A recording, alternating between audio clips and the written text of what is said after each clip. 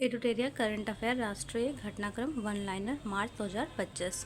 हरियाणा के गुरुग्राम में भारत के पहले विश्व शांति केंद्र का उद्घाटन किया गया है। भारत का पहला विश्व शांति केंद्र हरियाणा के गुरुग्राम में। विश्व शांति केंद्र हरियाणा के गुरुग्राम में। त्रिभुवन सहकारी विश्वविद्यालय विधेयक 2025 हाल ही में लोकसभा में पारित किया गया है। इसका उद्देश्य गुजरात में देश का पहला राष्ट्रीय सहकारी विश्वविद्यालय बनाना है। देश का पहला राष्ट्रीय सहकारी विश्वविद्यालय त्रिभुवन सहकारी विश्वविद्यालय है। तमिलनाडु सरकार द्वारा राज्य बजट में रुपए के प्रतीक चिन्ह को तमिल अक्षर में बदलकर बजट पेश किया गया। तमिलनाडु ने रुपए के प्रतीक चिन्ह को तमिल अक्षर में बदल करके बजट पेश किया गया है। गृह मंत्रालय के तहत नई दिल्ली में वतन को जानो कार्यक्रम गृह मंत्रालय का नई दिल्ली में आयोजन किया गया। इस कार्यक्रम के तहत जम्मू कश्मीर के 250 बच्चों से संवाद किया गया और इसका उद्देश्य सरकारी गृहों से 18 वर्ष से कम आयु के बच्चों को निकालकर राष्ट्रीय एकता को बढ़ावा देना है। अब यहाँ पे स्माइल कार्यक्रम, कौन सा स्माइल कार्यक्रम? यह एशियाई विकास बैंक द्वारा वित्त पोषित है। स्माइल कार्यक्रम एशियाई विकास बैंक द्वारा वित्त पोषित है। इसका उद्देश्य लॉजिस्टिक इंफ्रास्ट्रक्चर को बढ़ावा देना तथा लॉजिस्टिक लागत को कम करना है। किसका? स्माइल कार्यक्रम का। लॉजिस्टिक इंफ्रास्ट्रक्चर को बढ़ावा देना, लॉजिस्टिक लागत को कम करना। प्रधानमंत्री नरेंद्र मोदी ने गुजरात के जामनगर जिले में उन्नत पशु बचाव, संरक्षण और पुनर्वास केंद्र वनतारा का उद्घाटन किया। वनतारा कहाँ पे? गुजरात के जामनगर में है। और वनतारा क्या है? तो उन्नत पशु बचाव, संरक्षण और पुनर्वास केंद्र है वनतारा, जिसका जामनगर गुजरात में है। प्रधानमंत्री नरेंद्र मोदी ने उद्घाटन किया वनतारा का। इस कार्यक्रम में मुकेश अंबानी, नीता अंबानी, अनंत अंबानी और राधिका मर्चेंट शामिल थे वनतारा में। 4 मार्च 2025 को भारत के सर्वोच्च न्यायालय ने घोषित किया कि दिव्यांगता आधारित भेदभाव के विरुद्ध अधिकार एक मौलिक अधिकार है।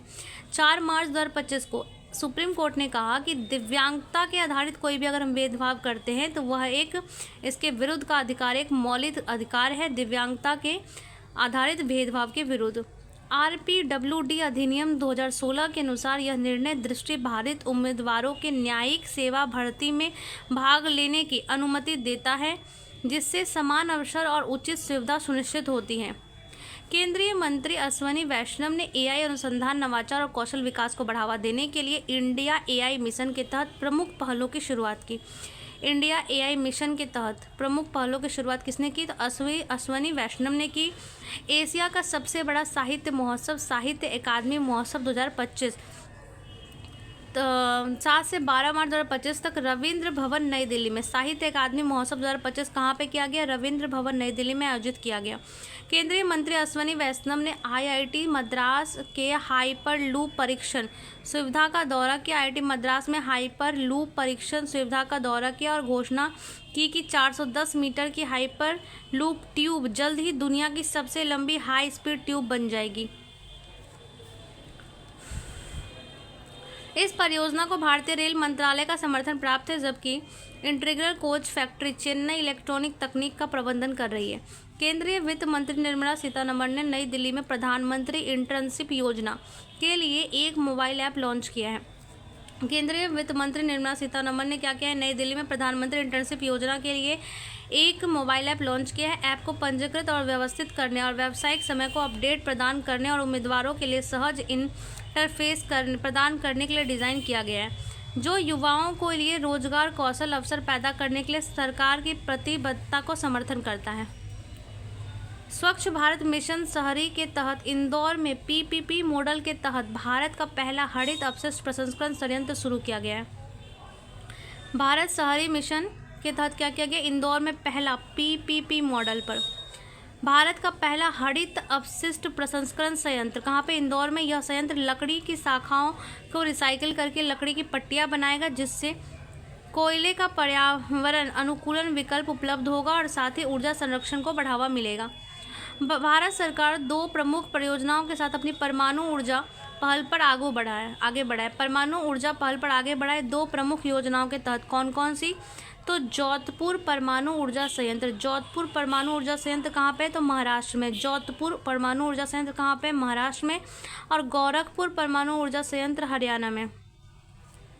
जोधपुर महाराष्ट्र में, गोरखपुर हरियाणा में। भारत का पहला परमाणु ऊर्जा संयंत्र गोरखपुर गांव फतेहाबाद जिला। उत्तर भारत का पहला परमाणु ऊर्जा संयंत्र कहाँ पे बना है? तो गोरखपुर गांव के फतेहाबाद जिला हरियाणा में स्थापित किया जाएगा। टेलीमैटिक्स विकास केंद्र, जिसको CDOT कहते हैं, ने दूर संचार और IT के नवाचार को बढ़ावा देने के लिए एक इनक्यूबेशन कार्यक्रम समर्थ लॉन्च किया है। समर्थ CDOT का है।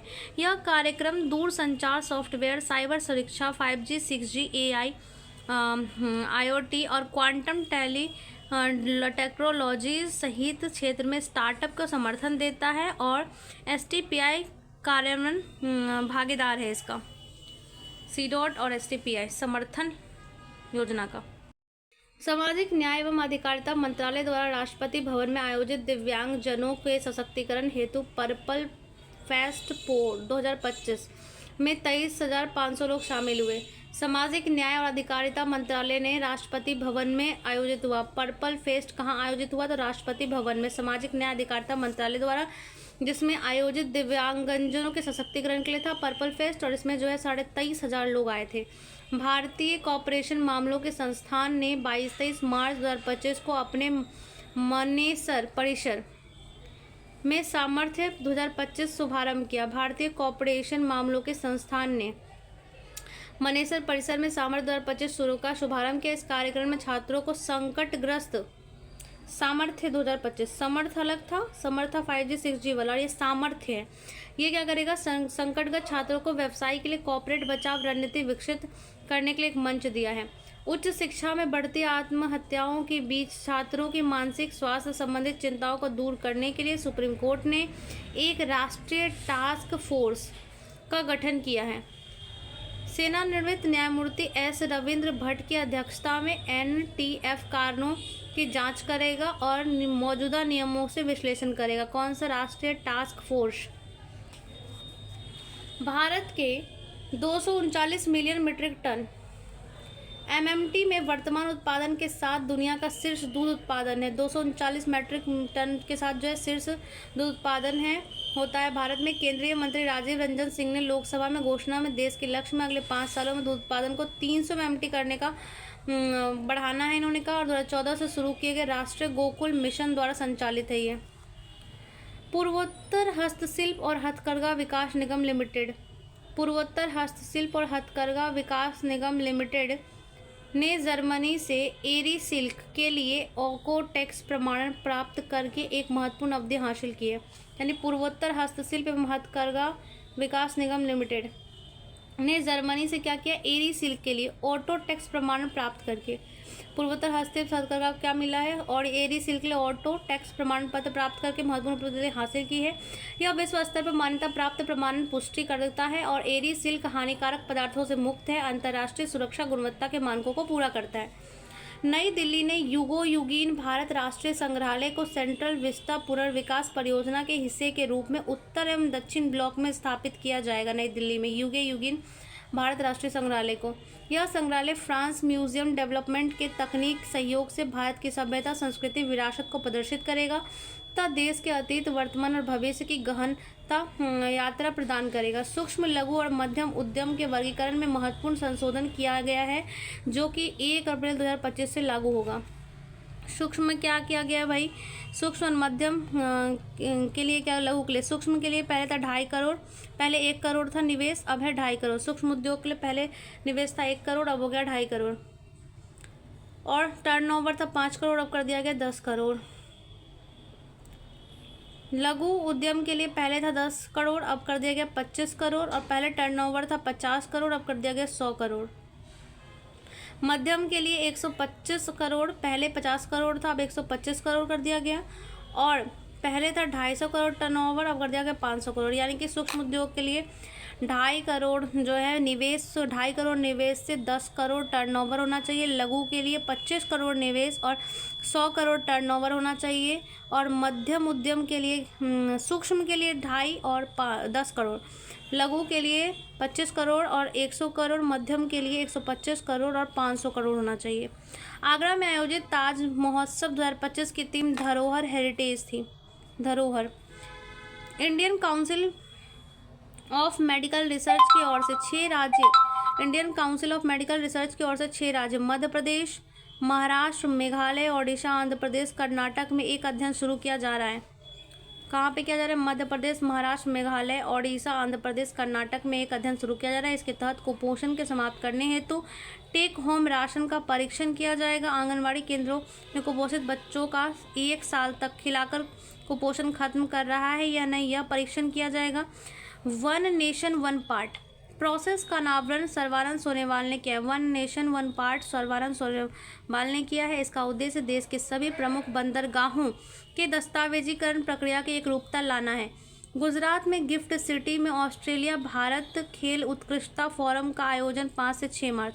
गुजरात की गिफ्ट सिटी में क्या किया जाएगा? भारत खेल उत्कृष्टता फोरम का आयोजन किया जाएगा 5 से 6 मार्च को। नोएडा एयरपोर्ट के पास ओलंपिक सिटी बनेगी। ओलंपिक सिटी कहाँ पे बनेगी? नोएडा एयरपोर्ट के पास ओलंपिक सिटी बनेगी। 52.4 हेक्टेयर में ओलंपिक स्पोर्ट्स पार्क बनाया जाएगा। Olympic city Olympic sports park Noida airport के पास बनेगी। भारत दुनिया का सबसे बड़ा उत्पादक निम्नलिखित क्षेत्रों में, भारत जो है दुनिया का सबसे बड़ा उत्पादक किसमें? दूध के मामले में। दूध में क्या है? भारत दुनिया का सबसे बड़ा उत्पादक है। मसाले में भारत दुनिया का सबसे बड़ा उत्पादक है। दाल में, जूट में, केला में, नैनो यूरिया में और नैनो डैप में। दूध, मसाला, दूध में फर्स्ट है, मसाला में फर्स्ट है, दाल में फर्स्ट है, जूट में फर्स्ट है, केला में फर्स्ट है, नैनो यूरिया और नैनो डैप में जो है भारत सबसे बड़ा उत्पादक है। भारत अपना पहला अपतटीय हवाई अड्डा बधावन पोर्ट मुंबई के निकट कृत्रिम द्वीप पर बनाएगा। भारत अपना भारत का पहला अपतटीय हवाई अड्डा बधावन पोर्ट मुंबई के निकट कृत्रिम द्वीप पर बनाएगा। भारत का पहला अपतटीय हवाई अड्डा कौन सा बनेगा? बधावन पोर्ट। अपतटीय हवाई अड्डा बधावन पोर्ट बनेगा। भारत का पहला अपतटीय हवाई अड्डा बधावन पोर्ट मुंबई बनेगा। मध्य प्रदेश में माधव राष्ट्रीय उद्यान को मध्य प्रदेश का 9वां और देश का 58वां टाइगर रिजर्व घोषित किया गया। मध्य प्रदेश का 9वां और देश का 58वां टाइगर रिजर्व माधव राष्ट्रीय उद्यान मध्य प्रदेश। प्रथम सौर्य वेदनाम उत्सव का आयोजन 7 से 8 मार्च को बिहार के पूर्वी चंपारण के मोतिहारी में किया गया। प्रथम सौर्य वेदनाम उत्सव का आयोजन 7 से 8 मार्च को बिहार के पूर्वी चंपारण में किया गया। सौर्य वेदनाम महोत्सव का आयोजन कहाँ किया गया है? तो सौर्य वेदनाम का किया गया है बिहार के पूर्वी चंपारण में मोतिहारी में किया गया है। मोतिहारी में हुआ है सौर्य वेदनाम का आयोजन, जिसका उद्देश्य भारतीय सशस्त्र बलों की सेना क्षमता का प्रदर्शन कर युवाओं को इसे में शामिल करने हेतु प्रेरित करना है। देश का पहला स्थायी कला ग्राम प्रयागराज है। देश का पहला स्थायी कला ग्राम कौन सा है? प्रयागराज। देश का पहला स्थायी कला ग्राम प्रयागराज है। फिट इंडिया कार्निवल का उद्घाटन मनसुख मांडविया ने नई दिल्ली में किया है। फिट इंडिया कार्निवल का उद्घाटन मनसुख मांडविया ने नई दिल्ली में किया है। फिट इंडिया आइकॉन के रूप में आयुष्मान खुराना को चुना गया है और नई दिल्ली में मनसुख मांडविया ने इसका उद्घाटन किया है। केंद्र सरकार द्वारा जम्मू कश्मीर के अलावा केसर उत्पादन हेतु सिक्किम, अरुणाचल प्रदेश और मेघालय में मिशन केसर चलाया गया। केंद्र सरकार के द्वारा जम्मू कश्मीर के अलावा केसर उत्पादन हेतु कहाँ पे? तो सिक्किम में, अरुणाचल प्रदेश में और मेघालय में मिशन केसर चलाया गया है। 2010-11 राष्ट्रीय केसर मिशन जम्मू कश्मीर में चलाया गया था। अब चलाया जा रहा है सिक्किम, अरुणाचल प्रदेश और मेघालय में। IRDAI ने भारत की पहली निजी पूर्ण बीमा कंपनी वैल्यूएटिक्स रीइंश्योरेंस को मंजूरी दी है। IRDAI ने क्या किया? एडायर ने क्या किया है? भारत की पहली निजी पूर्ण बीमा कंपनी किसको? वैल्यूएटिक्स को रीइंश्योरेंस की मंजूरी दे दी है। धरती आबा ट्राइप्रेयॉन्स 2025 धरती आबा ट्राइप्रेयॉन्स 2025 जनजातीय गौरव वर्ष के तहत एक प्रमुख पहल है। धरती आबा जो भगवान बिरसा मुंडा की 150वीं जयंती को समर्पित है। धरती आबा ट्राइप्रेयॉन्स 2025 यह एक राष्ट्रव्यापी पहल है जिसका उद्देश्य जनजातीय लोगों को उद्यमिता को बढ़ावा देना है। NSO इंडिया द्वारा IIT गांधीनगर में हैक द फ्यूचर हैथकॉन का आयोजन किया गया। NSO इंडिया द्वारा hack the future IIT Gandhinagar में।